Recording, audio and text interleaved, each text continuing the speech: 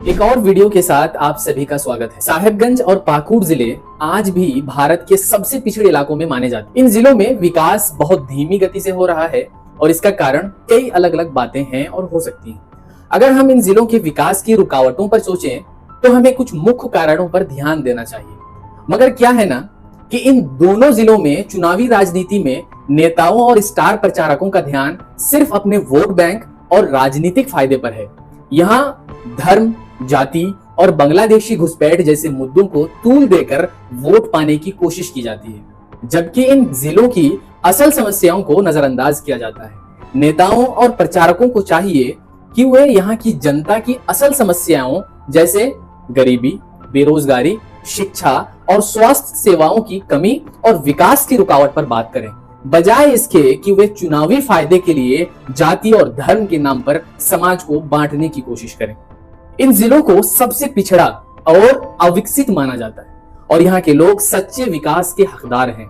अगर नेता और राजनीतिक दल सच में इन जिलों का विकास करना चाहें तो उन्हें अपनी राजनीति को जनता की असल परेशानियों पर केंद्रित करना चाहिए, न कि चुनाव के समय सिर्फ धर्म और जाति की राजनीति करने पर। तो आइए हम इस वीडियो में जानते हैं कि पाकुड़ और साहेबगंज जिला क्यों इतना पीछे है। नंबर 1, भौगोलिक अलगाव यानी ज्योग्राफिकल आइसोलेशन। कुमार रिपोर्ट 2017 के अनुसार साहेबगंज और पाकुड़ जिले झारखंड के दूर दराज इलाकों में हैं, जहां पहाड़ और जंगल हैं, यहां तक पहुंचने के रास्ते कठिन हैं और मुख्य शहरों से दूर होने की वजह से यातायात की सुविधा भी कम है। इस कारण किसानों और छोटे व्यापारियों को अपने सामान बाजार तक पहुंचाने में बहुत मेहनत और पैसा लगता है। इसका असर व्यापार और स्थानीय व्यवसायों पर पड़ता है। नंबर 2, कृषि पर निर्भरता, डिपेंडेंस ऑन एग्रीकल्चर। कृषि मंत्रालय 2020 के अनुसार इन जिलों का अधिकांश हिस्सा खेती पर निर्भर है। यहाँ के लोग अपनी छोटी जमीनों पर खेती करते हैं, लेकिन फसलें मौसम के अनुसार नहीं उगती, जिससे किसानों की आर्थिक स्थिति कमजोर हो जाती है। कृषि उत्पादों की कीमत भी समय समय पर बदलती रहती है, जिससे जीवन यापन में समस्या आती है। नंबर 3, उद्योगों का अभाव, लैक ऑफ इंडस्ट्रीज। योजना आयोग 2013 के अनुसार इन जिलों में बहुत कम उद्योग हैं, जिससे लोगों के लिए काम के अवसर कम है। अधिकांश लोग खेती या छोटे व्यवसायों में ही काम करते हैं, जिससे युवाओं को रोजगार के मौके नहीं मिल पाते। इसके कारण बेरोजगारी और गरीबी बढ़ती है, क्योंकि यहाँ कोई बड़े कारखाने या कंपनी नहीं है। मैं पिछले 10 साल से सुन रहा हूँ कि यहाँ कोई स्टील की फैक्ट्री बनने वाली है, जिससे रोजगार के अवसर में इजाफा होगा, मगर अफसोस कि अब तक नहीं बन पाया। नंबर 4, शिक्षा की समस्याएं, प्रॉब्लम्स विद एजुकेशन।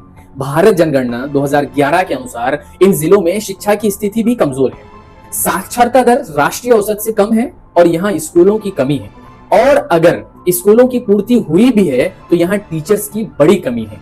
इसके अलावा भाषा भी एक बड़ी समस्या है। कुछ इलाकों में ना तो शुद्ध हिंदी बोली जाती है और ना ही शुद्ध बांग्ला, जिससे बच्चों को पढ़ाई में कठिनाई होती है।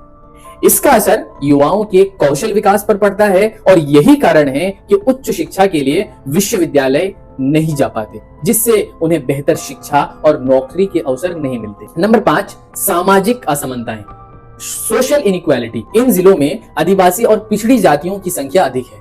ये समुदाय अक्सर गरीब होते हैं और उन्हें सामाजिक और सरकारी संसाधनों से कहीं ना कहीं वंचित रखा जाता है।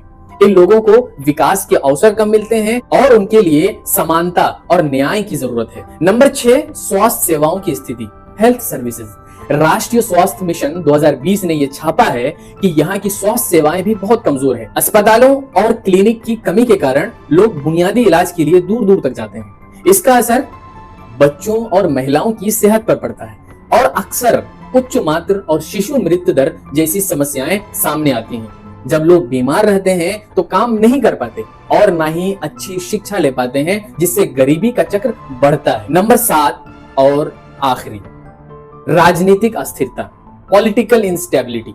इन जिलों में राजनीति भी एक बड़ी समस्या है। यहाँ के लोग अक्सर उन नेताओं को वोट देते हैं जो चुनाव में हेलीकॉप्टर से प्रचार करने आते हैं, लेकिन उनके द्वारा किए गए विकास कार्यों को नहीं देखते। नेता अपनी गाड़ियों और प्रचार के साधनों से वोट लेते हैं, जबकि असल में इलाके का विकास नहीं हो पाता।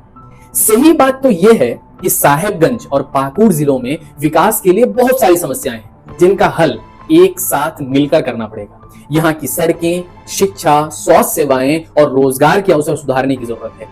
इसके लिए सरकार और समाज को मिलकर काम करना होगा। अगर इन समस्याओं का सही तरीके से हल निकाला गया तो ये जिले जल्द ही बदल सकते हैं और यहाँ के लोगों की जिंदगी बेहतर हो सकती है।